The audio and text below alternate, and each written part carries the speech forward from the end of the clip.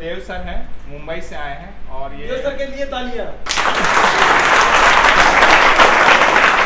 और ये ऋचा मैम है जो हजारीबाग से ही हैं, और ये फिल्म एक्टिंग वगैरह करती हैं। इनका साउथ में भी मूवी आ रहा है, बहुत सारे बॉलीवुड भी की हैं। और ये सर उनके ये सर है और हमारे लिए सर। और आज हम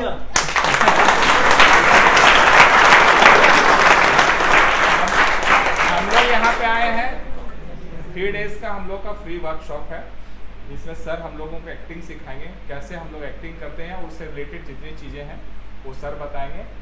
जो लोग इंटरेस्टेड हैं वो तो यहाँ रहेंगे, बाकी लोग आपके ग्रुप में कुछ लोग छूटे हैं तो उनको भी आप बुला लीजिएगा। हो सकता है आज लेट हो, कल लेट। हमारा टाइम 10 बजे से रहेगा, हम 10 बजे जाएंगे टाइम पे, ठीक है?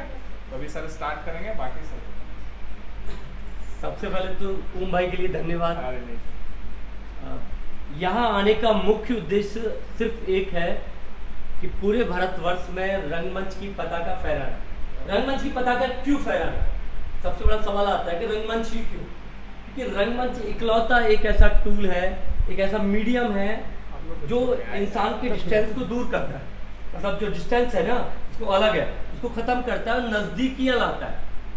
अकेला एक आर्ट फॉर्म है जो जातियों को खत्म करता है, रिलीजन को खत्म करता है, क्षेत्रवाद को खत्म करता है, सिर्फ और सिर्फ समानता की बात करता है।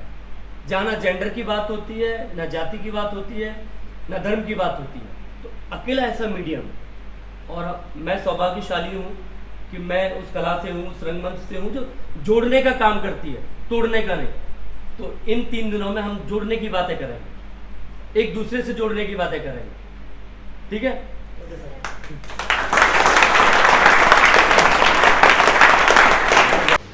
बाकी सब नकली टेस्ट को ढूंढना होता है, इसी के प्रोसेस में आपको पहुंच पाएंगे, ठीक है ना?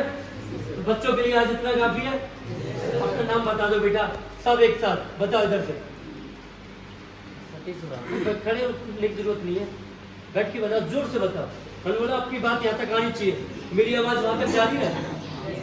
कल से नहीं सोया, कल 12 बजे तक क्लास चल रही थी, रिहर्सल चल रही थी, क्योंकि शो है तो मैं सबको ब्लॉकिंग करा के पूरे आया था, सारी ब्लॉकिंग खत्म कर दूं। आपका जब कॉल आ रहा था तब भी रिहर्सल कर रहे थे, तो आज परफॉर्मेंस भी चल रही है वहाँ। तो रात नहीं सोया, सुबह तक नहीं सोया, आधा घंटे का मेडिटेशन किया है कि थोड़ा सा ठीक हो जाए। ये सब भारी होने लगता है, शरीर को बहुत जरूरी है। और गलती से मैं राजा परिवार से हूँ, महाराजा सूरजमल का अगर आपने नाम सुना हो, उस वंश से हूँ मैं, भरतपुर से, जो न कभी मुगलों से हारे थे, न कभी अंग्रेजों से हारे। इसलिए मैं भी हारने वाला व्यक्ति नहीं हूँ। हिंदुस्तान में चलता रहता हूँ, दौड़ता रहता हूँ, तो किसी से डर नहीं लगता, कहीं भी कुछ भी। अभी आज़ाद जी के गांव में गए थे तो आज़ाद जी की माँ के साथ बहुत गलत व्यवहार किया था उनकी गांव के लोगों ने। तो मंच पर जाकर हमने बोल दिया, सारे एमएलए विधायक बोले बैठे हुए थे, आपने बहुत गलत किया था। सारे इकट्ठे होकर आने लगे।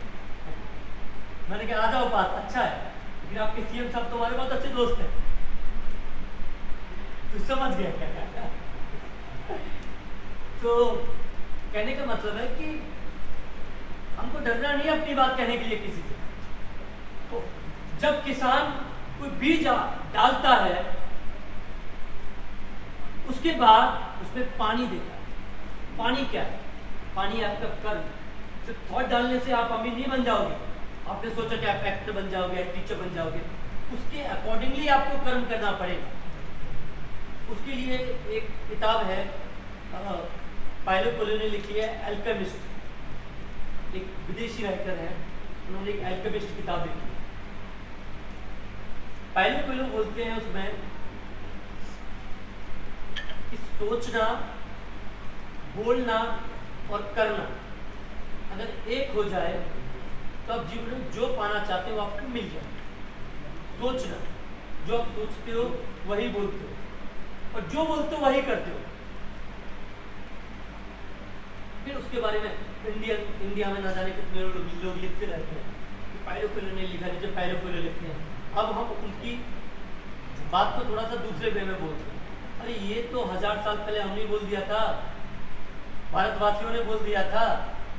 हनुमान चालीसा जब आप पढ़ोगे तो उसमें लिखा हुआ है, मन कर्म वचन ध्यान जो लावे तो ये जीवन अमृत पर पावे।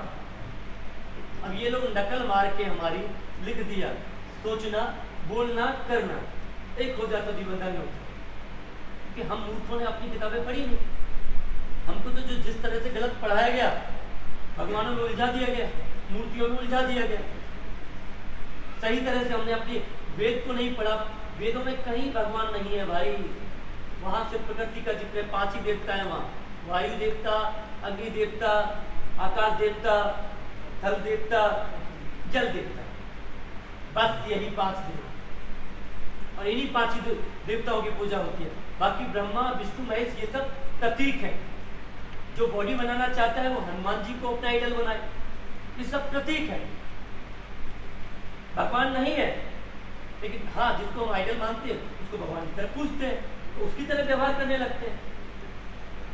लेकिन असल पूजा नेचर की है हमारी, प्रकृति की पूजा है हमारी। इसलिए शिवलिंग की पूजा है, सिर्फ शिवलिंग का कॉन्सेप्ट है हमारा, और किसी चीज का कॉन्सेप्ट नहीं है। और शिवलिंग का कॉन्सेप्ट क्या है, क्योंकि बहुत बच्चे हैं, एडल्ट नहीं है, तो वो हम कभी बताएंगे जब एडल्ट लोग बैठे हुए होंगे। इतने कमाल बोल्ड लोग हैं हम लोग, इतनी ग्रेट संस्कृति के दावा के, जिन्होंने कामसूत्र लिखा, जिन्होंने दुनिया को बताया कि प्यार मोहब्बत क्या है। उस संस्कृति से हम लोग आते हैं, उसी संस्कृति की बात करने हम आते हैं। तो बीज डालने के बाद किसान पानी देता है, यानी कि कर्म करना है। अब थोड़ा थोड़ा पौधा उगा। अब पौधे के साथ साथ क्या होता है, बहुत सारे घास भी उगाते हैं। यानी जो आप कर्म कर रहे हैं उसके आजू बाजू अनगिनत थॉट आपके दिमाग में आ जाएंगे, अरे ये भी कर लूँ, ये भी कर लूँ, ये भी कर लूँ। ये सब घास फूस है भाई, जो तुम्हारे पौधे को खत्म करना चाहती है। जो तुम्हारा थॉट है, जो तुम्हारा विजन है, इस विजन को लेकर तुम चले हो तो खत्म करना चाहते हो। तब किसान क्या करता है, यस, उस घास फूस को कट करता है। क्यों कट करता है, ताकि वो पौधा बचा रहे। समझ रहे बेटा? और तुम्हारी भाषा इस तरह से हम क्लास कभी शुरू नहीं होती, लेकिन तुमको देखा तो हमने क्लास इस तरह से शुरू की, क्योंकि इनको एक्टिंग की थ्योरी से कोई समझ नहीं आएगा, उनकी तरह बात करना जरूरी है।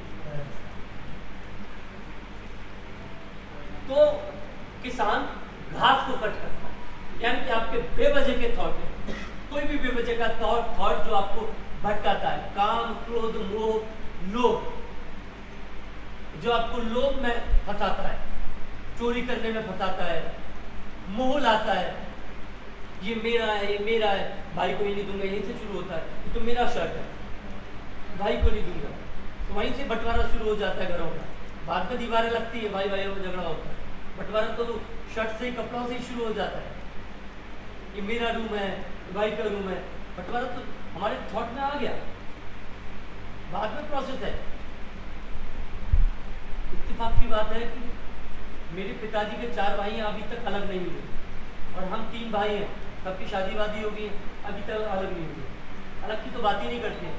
अभी मेरे भाई ने एक प्लॉट खरीदा, इसलिए मैं बता रहा हूँ कि संस्कार एक दिन से नहीं आते, संस्कार परिवार से बनते हैं। तो प्लॉट खरीदा उन्होंने 35 लाख का। आज के युग में कोई प्लॉट खरीदा है, मैं तो बॉम्बे रहता हूँ, और रजिस्ट्री किसके नाम कराई, मेरे नाम, ये सबसे छोटा हूँ मैं, इसके नाम प्लॉट लेना। वाई,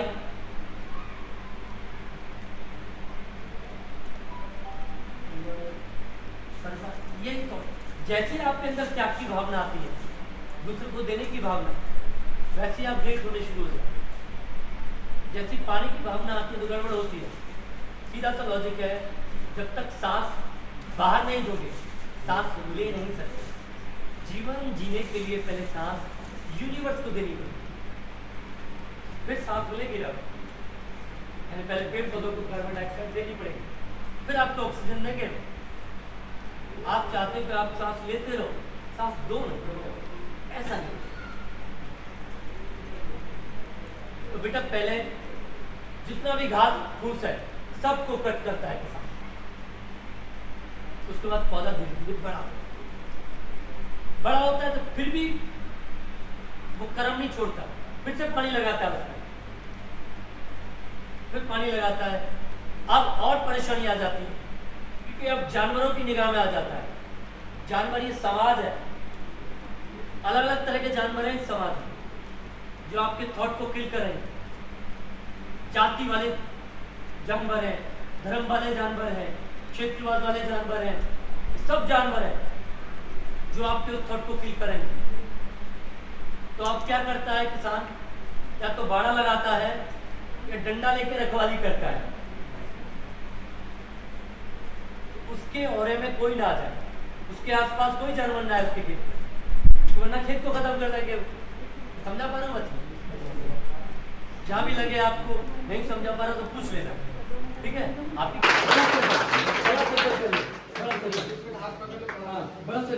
बड़ा सर्कल कर लो, सब लोग आ जाओ।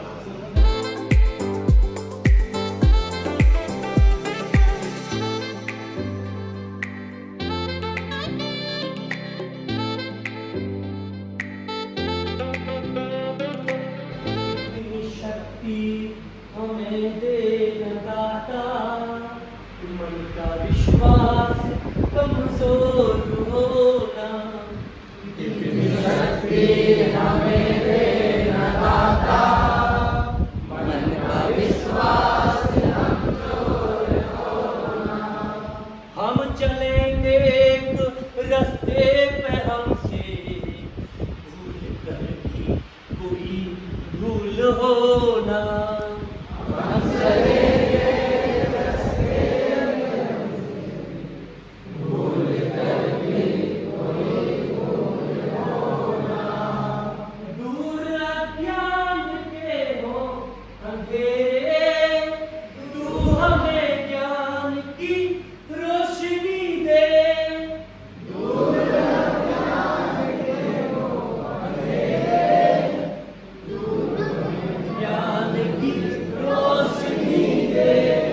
हर बुराई से बचते रहे हम, जितनी भी दे भली जिंदगी दे।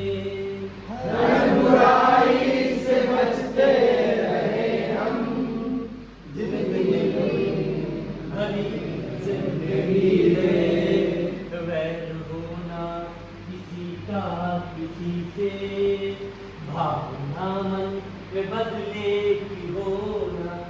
वैर होना किसी से, भावना में बदले की होना। हम चले एक रास्ते पे हमसे भूल कर भी कोई भूल होना। हम न सोचे हमें क्या मिला है, हम ये सोचे किया क्या है अर्पण। हम न सोचे हमें क्या मिला है, हम ये सोचे किया क्या है अर्पण।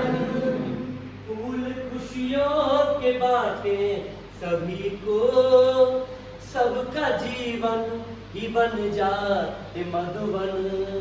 फूल खुशियों के बाटे सभी को, सबका जीवन ही बन जाए मधुबन। अपनी करुणा का जल तू बहा कर दे पावन हर एक मन का कोना। अपनी करुणा का जल तू बहा कर दे पावन हर एक मन का कोना। हम चलेंगे रास्ते पे हमसे भूल कर भी कोई भूल होना। इतनी शक्ति हमें देना दाता, मन का विश्वास कमजोर होना।